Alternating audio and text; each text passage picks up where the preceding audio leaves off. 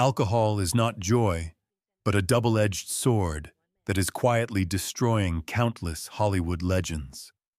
It not only robs them of their health and fame, but also pushes them into unimaginable, horrific tragedies. Some cause serious accidents, yet somehow escape punishment in ways that are hard to understand, enraging the public. Others get entangled in the legal system because of drunken episodes leading to brutal violence.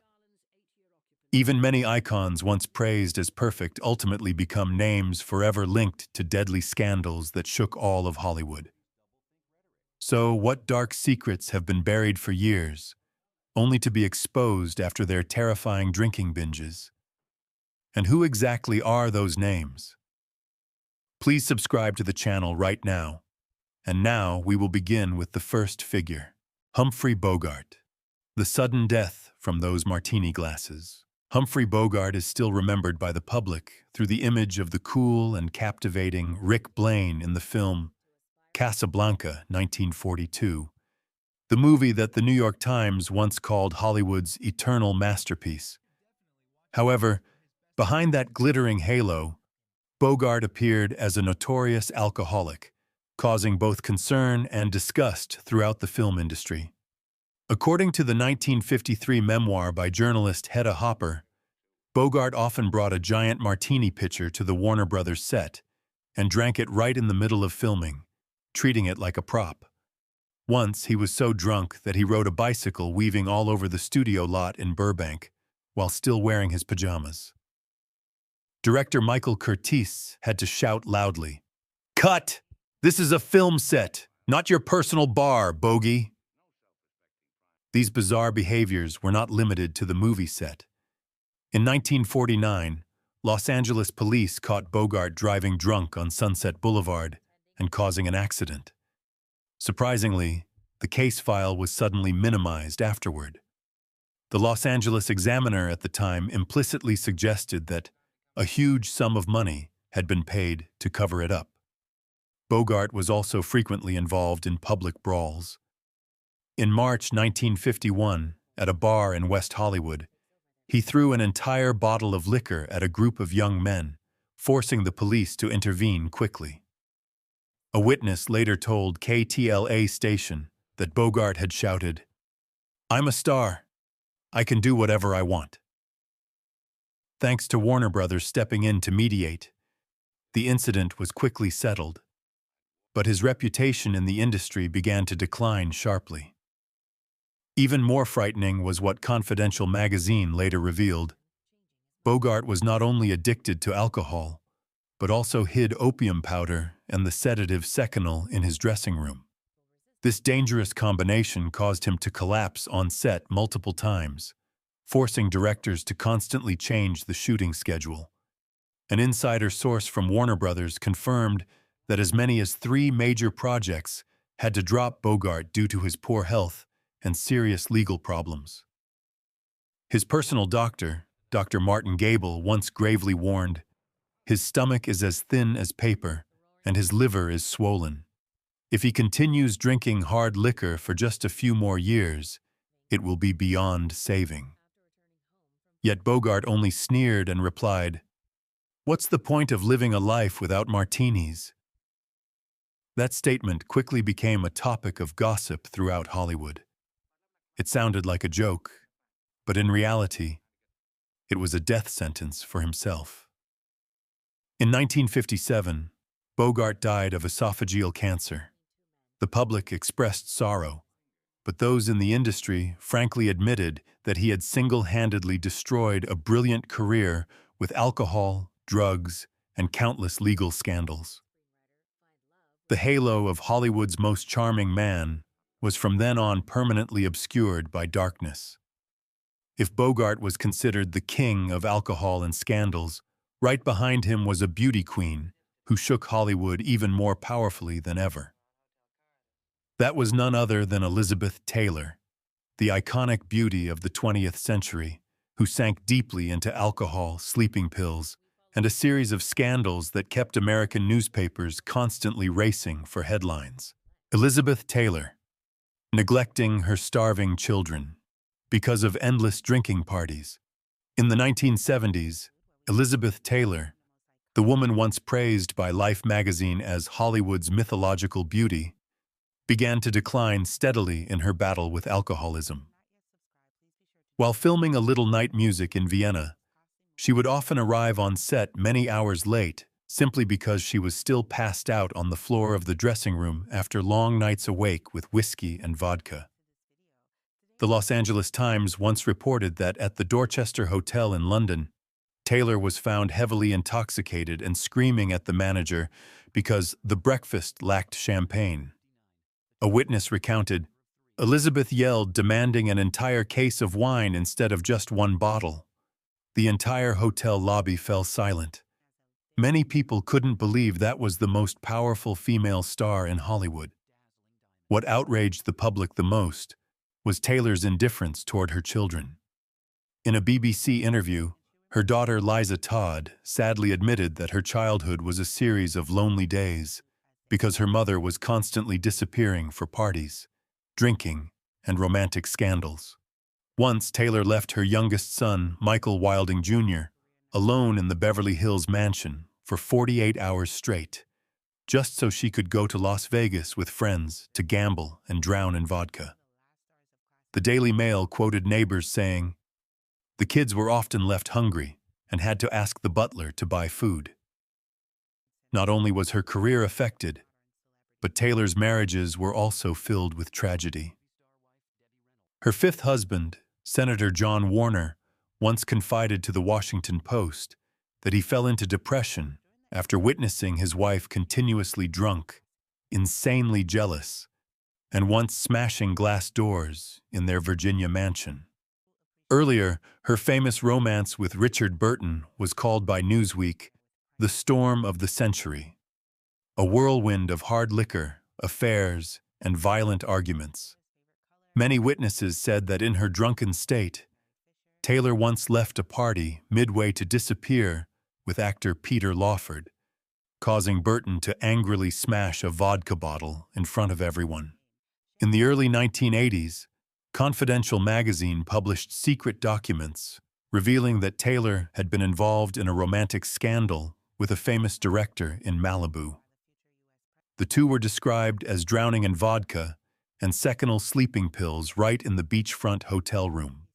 MGM later paid money to keep the press silent and protect the image of the Queen of Hollywood. The year 1983 marked the peak, when Taylor became the first Hollywood star to voluntarily enter the Betty Ford Rehab Center in Rancho Mirage. The Washington Post ran the headline, "Elizabeth Taylor, Queen of Hollywood, admits she is an addict." The public was shocked, but insiders gossiped that this was merely an effort to salvage her reputation after a series of scandals involving child neglect, affairs, and domestic violence. Even while in rehab, Taylor could not escape the tragic relationship with Richard Burton, who was also deeply immersed in alcohol and sedatives. Their love was described by Time as the fire that burned Hollywood, becoming a symbol of passionate obsession, jealousy, scandals, and vodka. Judy Garland, spending all her fortune just to satisfy her thirst for alcohol. In the 1940s, Judy Garland was hailed worldwide as MGM's Golden Girl, the adorable Dorothy in The Wizard of Oz, 1939, with her sweet voice and bright smile. On screen, she shone, but in real life, she quietly fell into a vortex of alcohol, sleeping pills, and inescapable despair. The press at the time praised Judy as the most perfect star Hollywood has ever created. However, by the late 1950s, that image had completely shattered. Tabloids like National Enquirer and Daily Mail continuously ran stories about Judy collapsing from drunkenness on stage or cursing hotel staff while intoxicated. The Los Angeles Times even created a special column called "Where is Judy Now?" to update her falls and out-of-control behavior. The enormous pressure caused Judy to be shunned by high society. Many prestigious venues, such as the Copacabana Club in New York, refused to let her perform, and the Beverly Hills Hotel publicly hung a "No Judy Garland" sign at the front desk, treating her as a troublemaker. The image of the innocent Dorothy from back then had now become a bitter joke for the public. Her family life was even more tragic. Judy's children were often sent to relatives for care because their mother was preoccupied with drinking and exhausting tours. A family member once shared on BBC, "The kids got used to seeing their mother passed out on the chair, with no energy left to hug or comfort them." In utter despair, Judy plunged into self-destruction. She spent all her fortune and accumulated massive debts just to maintain pointless drinking parties. Once, after a disastrously failed performance at the London Palladium in 1964, Judy locked herself in her hotel room, drank non-stop, then smashed a mirror, with blood flowing all over her hands. Her personal doctor said in panic, "She's not only dying slowly from alcohol, but she's also trying to end her own life." Judy's death seemed to have been predetermined long ago. On June 22, 1969, she was found dead in her rented apartment in Chelsea, London, at the age of 47. The New York Times called it a death that had long been foretold. The world mourned, but it also bitterly admitted that Hollywood had created a legend, only to inadvertently turn that very legend into a victim of its ruthless glamour machine. Richard Burton.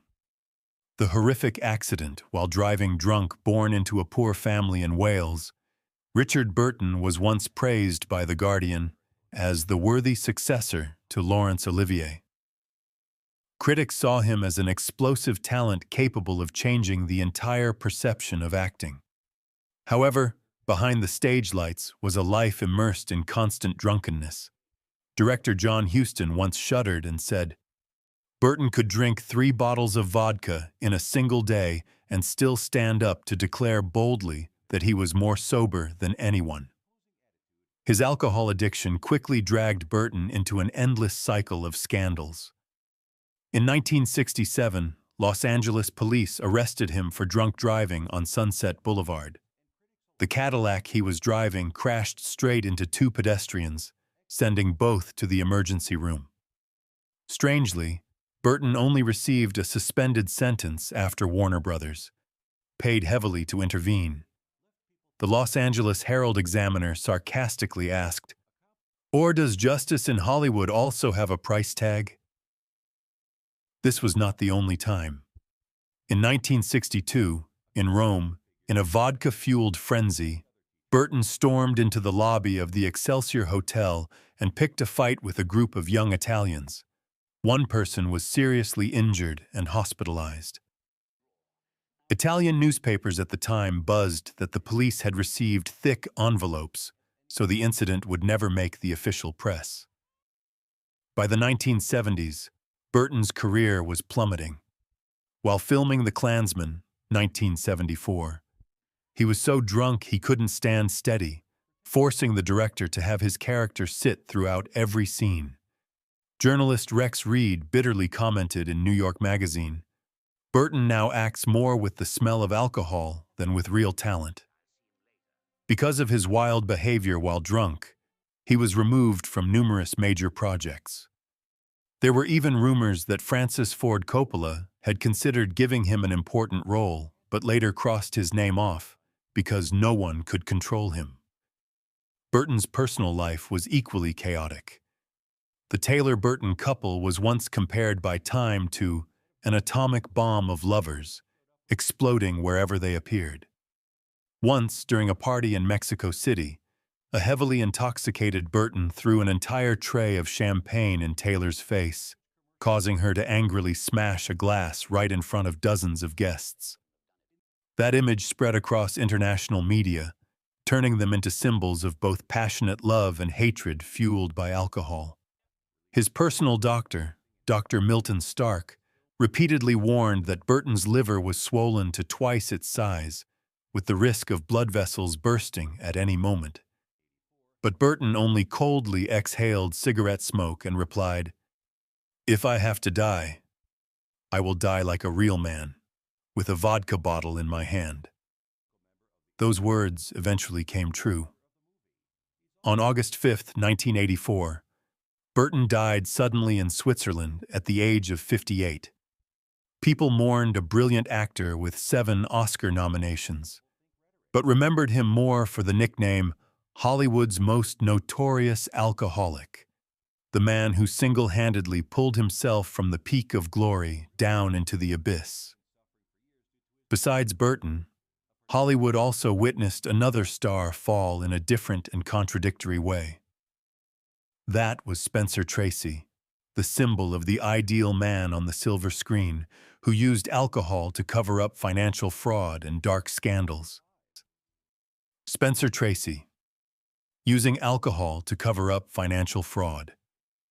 According to secret files revealed by the Los Angeles Times, Spencer Tracy was taken to the Beverly Hills police station multiple times for causing disturbances while drunk. He smashed tables and chairs in bars, even blocked cars on Sunset Boulevard, and pounded on the windows, shouting the names of characters he had played, as if he were blurring the line between film and reality. His legal record was thick, but strangely, every incident disappeared within just a few weeks. People in the industry whispered that Tracy had spent a lot of money bribing the police to erase the scandals. A colleague told Variety magazine that during a lavish party at the Hollywood Roosevelt Hotel, Tracy got so drunk that he launched into a fierce argument, causing a young actress to burst into tears right in the middle of the lobby. MGM stepped in to settle it with money and forced the press to stay silent. That's why the public only heard vague rumors, while the truth was buried under thick envelopes of cash. It wasn't just violence. Tracy was also involved in financial stains. According to a 1965 Hollywood Reporter article, he secretly withdrew funds from an unproduced film project to pay for all-night drinking sessions. Later, the Internal Revenue Service, IRS, discovered he had many unreported sources of income, most of which had flowed into alcohol and gambling. Fortunately, MGM stepped in once again to protect him, but the image of the ideal gentleman was no longer intact. Tracy lived with intense inner conflict. By day, he was revered as a master of the silver screen. By night, he became an aggressive drunk entangled in financial scandals.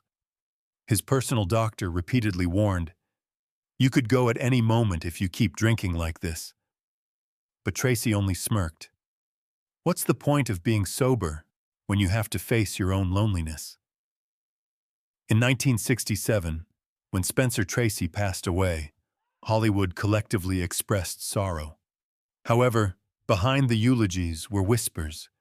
Even Oscar glory could not hide a life stained by alcohol, bribes, and massive tax debts. After Spencer Tracy, Hollywood faced another name that shocked the entire world. That was Errol Flynn. Errol Flynn. Disgusting behavior in public. For audiences in the 1930s to 1940s, Errol Flynn was the perfect image of Robin Hood on screen. Mischievous eyes, a dashing smile, and a lively, unrestrained acting style. But when the stage lights went out, Flynn became a wild man who turned alcohol, parties, and scandals into his way of life. The Malibu villa that Flynn shared with his close friend David Niven was given a chilling nickname by the Los Angeles Herald-Examiner: Cirrhosis by the Sea. Every night, the place was noisy with music, laughter, and hundreds of bottles of liquor being opened non-stop. Witnesses said that many of those parties included members of Hollywood's underworld, and Flynn clinked glasses with them like blood brothers.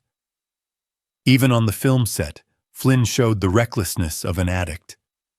While filming Captain Blood, he suddenly pulled out an orange, took a bite, and laughed loudly. It turned out the orange had been injected with vodka. But there were times he completely lost control. He was so drunk that he knocked over entire wooden sets, forcing Warner Brothers to spend tens of thousands of dollars to rebuild them. In real life, Flynn was a nightmare for the Los Angeles police. Records show he smashed the glass doors of the Beverly Hills Hotel while drunk and caused disturbances in public multiple times. Yet every incident strangely disappeared within a few weeks. Tabloids whispered that Flynn had spent his entire fortune on bribes to protect his image as the dashing Robin Hood. Many female colleagues were also disturbed by his over-the-top behavior at lavish parties. Confidential magazine once revealed that Warner Brothers had to secretly pay compensation to settle matters and prevent scandals from exploding. The public gradually realized their idol was no longer a romantic hero, but a reckless alcoholic living atop a mountain of scandals. Warner Brothers' doctor once warned that Flynn's heart had been severely damaged, but he only smiled faintly. "If I fall, let me fall in the middle of a party with a full glass of liquor." And just like that, in 1959, at the age of 50, Errol Flynn died in a body that was already heavily damaged, leaving behind immortal roles and a criminal-thick dossier of scandals. Hollywood was stunned, and the public bitterly admitted the man who once dominated the screen with sword and bow was, in real life, only a man who set himself on fire with alcohol, scandals, and suspended sentences hanging over him. Ava Gardner, accused of smuggling illegal alcohol. In 1951, Time magazine honored Ava Gardner as the most beautiful woman in the world, a beauty who made all of America look up to her. She once stood beside Frank Sinatra, shown on the Cannes red carpet, and was the lead in classic films like Mogambo and The Barefoot Contessa. Yet behind the camera flashes, Ava's life was like a storm, with the eye of the storm being bottles of hard liquor. Friends said Ava could drink an entire bottle of straight gin and still step onto the stage with a seductive smile. But when night fell, she became hot-tempered and violent, causing many fights that cost the press a lot of ink. The Daily Express once reported on a 1960 party where Ava threw a glass of liquor straight into a producer's face just because he mentioned her age. It wasn't just chaos. Ava also got into legal trouble. During her years living in Madrid, Spanish police invited her to the station multiple times for being drunk and screaming on Gran Via Street late at night.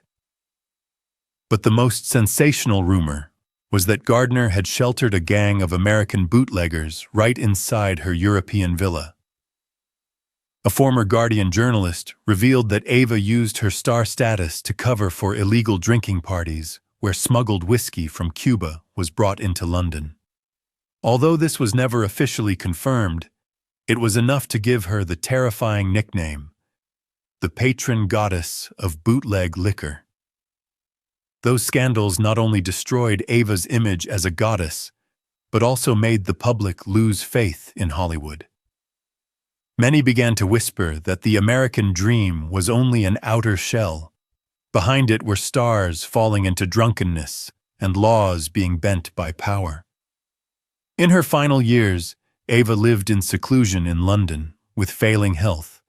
Her face so gaunt, it was hard to recognize the most beautiful woman on the planet from before. Hollywood looked at her as a harsh warning. Even the most radiant beauty cannot defeat the destructive power of alcohol and scandal. After the contradictory tragedies of Spencer Tracy, Hollywood witnessed another leading man quietly fall into the vortex of alcohol in his own way. And that was Peter O'Toole. Peter O'Toole, severely damaged liver.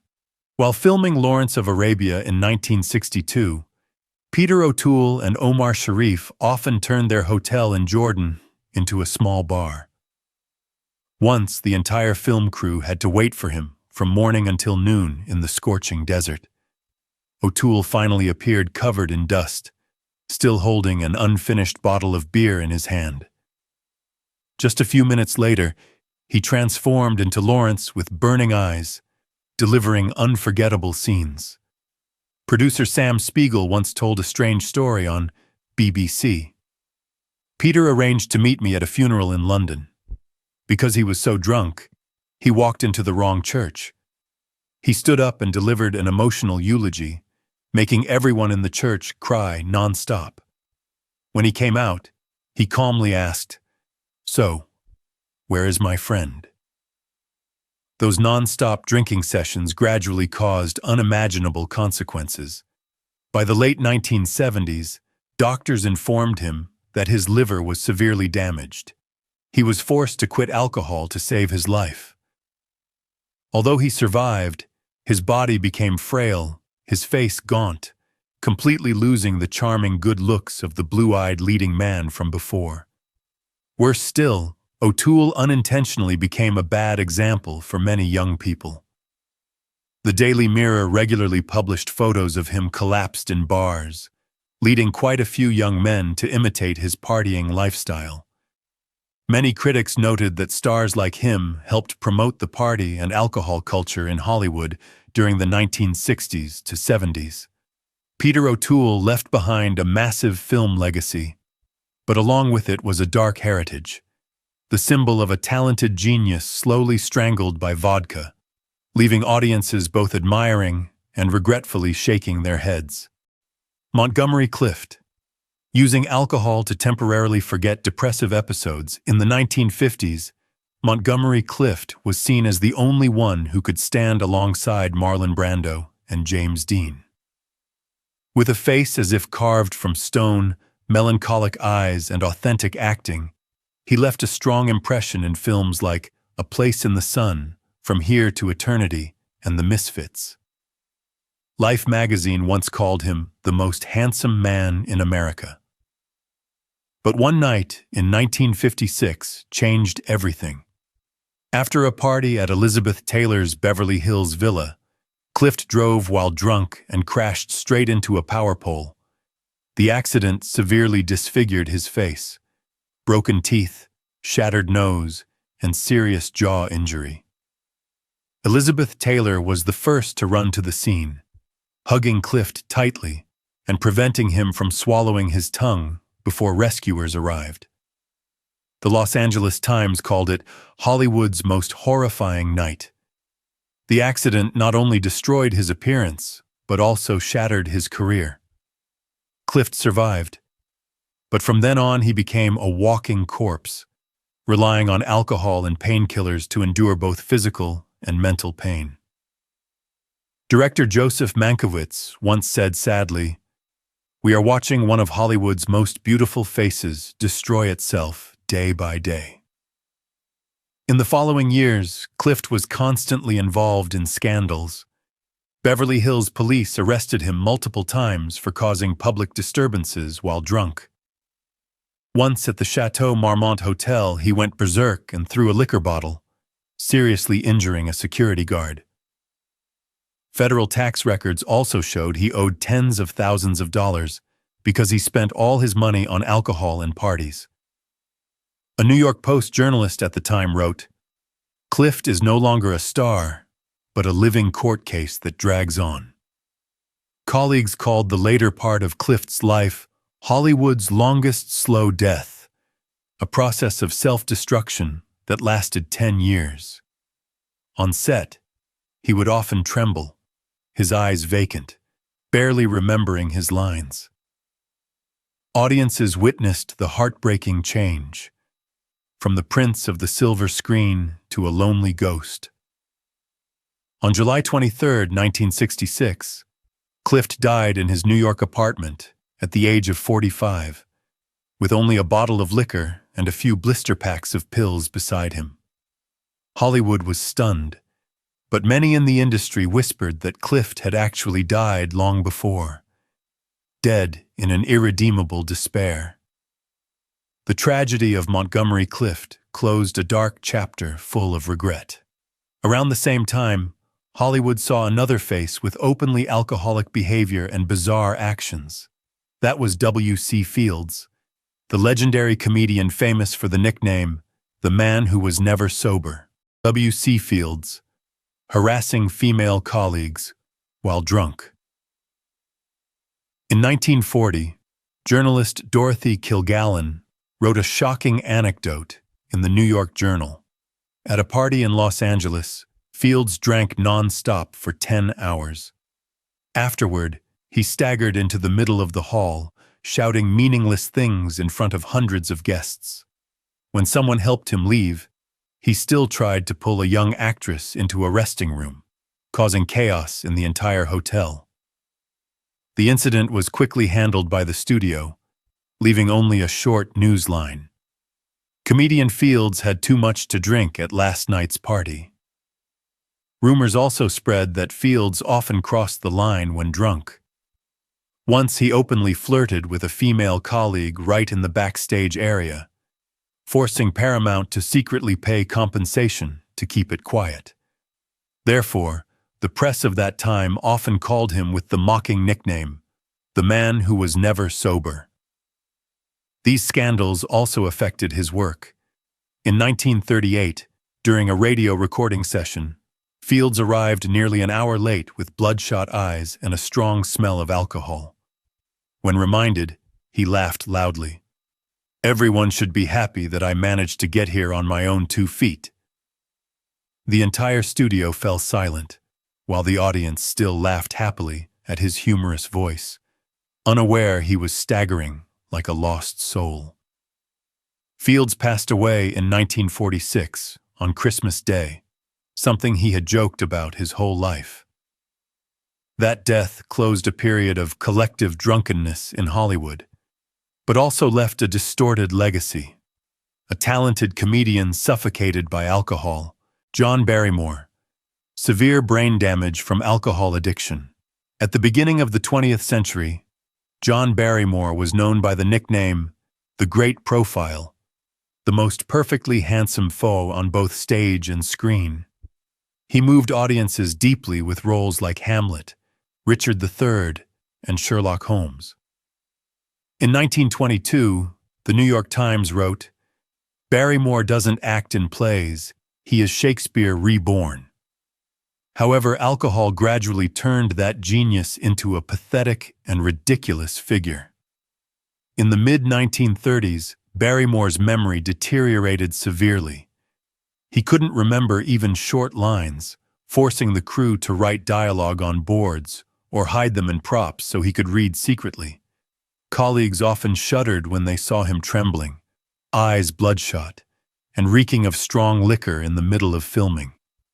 Doctors at Hollywood Presbyterian Hospital diagnosed him with Wernicke-Korsakoff syndrome, severe brain damage from alcohol addiction, causing memory loss, delusions, and strange behavior. Many times Barrymore appeared on set without knowing where he was, even mistaking colleagues for Shakespeare characters. Writer Gene Fowler told a horrifying story. At a party, Barrymore was so drunk that he picked up a bottle of Chanel No. 5 perfume and tried to drink it, insisting it was the finest liquor. Friends had to wrestle it away, while everyone around stood frozen. His physical health also collapsed. His liver was enlarged, with severe cirrhosis and heart failure. He frequently fainted and suffered stomach bleeding. Nevertheless, Barrymore still drank alcohol to find inspiration. A nurse once told the Los Angeles Examiner, "He treated liquor like blood. Without it, he shook as if he were dying. When he drank, he came back to life, only to destroy himself faster." On May 29, 1942, John Barrymore died at the age of 60. His death was not the end of the tragedy. His friends, including Humphrey Bogart and John Huston, carried out Hollywood's darkest prank. They secretly took Barrymore's body, sat him in a chair with a glass of liquor in his hand in Errol Flynn's living room. When Flynn turned on the light, and saw his mentor staring at him. He panicked and ran into the yard, creating a horrifying story still told to this day. From then on, John Barrymore became Hollywood's ghost, a painful symbol of a genius completely destroyed by alcohol and illness. Anthony Perkins, nights vomiting blood because of alcohol. The role of Norman Bates in Psycho, 1960, made Anthony Perkins a horror legend. However, off-screen, he lived with gnawing obsession and a heavy dependence on alcohol. Friends said there was a time he drank so much he had to crawl along the hotel hallway, muttering non-stop, "I don't want to be Norman anymore." In 1978, while filming Pretty Poison, Perkins turned the set into a place to drink. He drank non-stop until he passed out in the prop closet, forcing the crew to halt filming for many days. There was even an emergency hospitalization after he vomited blood. Doctors determined he had severe stomach bleeding from alcohol abuse combined with sedatives. A director who later worked with him admitted, "Tony didn't just drink to forget. He drank to punish himself. Every time he got drunk was another attempt to erase the Norman Bates character haunting his mind." Worse still, Beverly Hills hospital records showed Perkins once inflicted self-harm while drunk. He used a razor blade to cut deep into his arm, repeatedly saying, "Only real blood can wash Norman away." The National Enquirer ran sensational stories, causing the image of the intellectual leading man to collapse beyond repair. Bela Lugosi, domestic violence while drunk. In 1931, when Universal's Dracula was released, the whole world trembled before Bela Lugosi's hypnotic eyes and deep, resonant Eastern European voice. He became the greatest Dracula icon in film history, to the point audiences almost forgot it was just a role. But ironically, Lugosi himself could never escape that ghostly shadow in real life. After the peak of fame, Hollywood gradually turned its back on him. Lugosi no longer got big roles, only low-budget B-movies with meager pay. In pain and insecurity, he turned to alcohol and morphine to escape reality. Many witnesses said Lugosi often wore a long, flowing black cape, walked into Los Angeles bars with a terrifying voice, "I am a real vampire, bring me the wine." But Lugosi's darkness did not stop at alcohol. Los Angeles police records show he was detained multiple times for violent behavior while drunk. Once on the set of Bride of the Monster, he argued with the assistant director and suddenly threw a metal candle, requiring the man to receive 12 stitches. In 1944, the Hollywood Citizen News leaked information that Lugosi had been accused of beating his wife, smashing glass doors, and threatening her with a knife while drunk. The incident was quickly settled, and many believed the studio had paid to hush it up. By 1955, the Los Angeles Examiner caused a shock when it reported that Bela Lugosi was the first star to publicly enter rehab. When he appeared before the press, he was gaunt, eyes sunken, face pale like a living corpse. The public felt both pity and horror, because Dracula had truly become a ghost in real life. On August 16, 1956, Lugosi died in a small apartment in Los Angeles. When the coffin was opened, he was wearing the exact Dracula costume according to his final wish. That death felt like a curse. The immortal character on screen had swallowed the actor himself, leaving Hollywood a tragic symbol of destruction by alcohol, drugs, and violence. The tragedies of these 13 Hollywood legends who drowned in alcohol are not just stories of downfall, but also a bloody warning about the true value of fame and temptation. From those stories, what can we learn? What do you think about their lives? What most precious things did they lose? Please share your honest thoughts in the comment section below. Don't forget to subscribe to the channel and turn on notifications to catch the next interesting videos. Thank you for accompanying us. See you again.